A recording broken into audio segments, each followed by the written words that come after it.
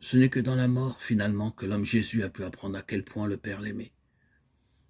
En cette épreuve sans mesure, au bord d'un tel désespoir, la prière de Jésus a pu prononcer le oui à la volonté du Père. Là seulement, il a pu obéir, mais en mourant. Père, en tes mains, je remets mon esprit. Luc 23, 46. Psaume 31, 6. Ces mots sont empruntés au même psalmiste. Ils signifient que Jésus se dessaisit de lui-même, qu'il s'abandonne et se laisse glisser dans la mort.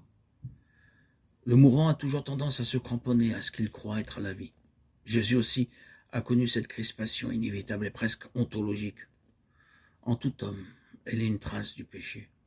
Elle l'empêche d'aller à la vie nouvelle qui, dans la mort, doit être mise au monde et venir à la lumière. Dans un abandon total, sans aucune résistance, sans savoir, en sachant qu'il sombre et que la mort l'engloutit, Jésus accepte de perdre pied et se laisse aller entre les mains de son Père. Car il ne débouche pas dans la mort, mais dans l'amour. Et il rend à son Père son propre esprit, c'est-à-dire son roar, la part la plus intime que l'homme ait reçue de Dieu, son souffle de vie.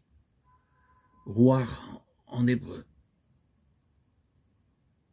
représente l'esprit, ce qu'un homme communique à d'autres hommes en un baiser d'amour. Cela même, Jésus le rend ici à son Père en expirant dans une ultime étreinte. Du coup, il trouve la réponse à la déclaration d'amour de son Père. Tu es mon fils, mon bien-aimé. En toi est tout mon amour.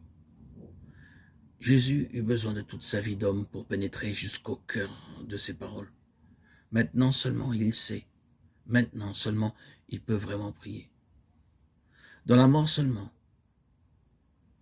il pourra prononcer le oui, longuement mûri, de son amour pour le Père. Il laissera son dernier souffle, son rouard, ce souffle de l'esprit, ce souffle.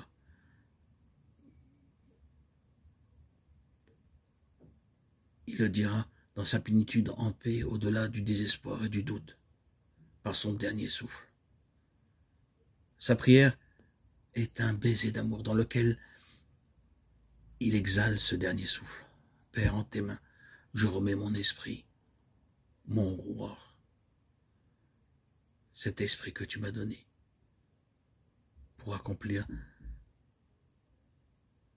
ta sainte volonté. Si Jésus avait succombé à la tentation, nous serions pour toujours demeurés dans la mort. Et le chemin vers la prière serait resté barré à jamais. Maintenant, ce chemin est ouvert et libre. Lui-même est le chemin et la vie.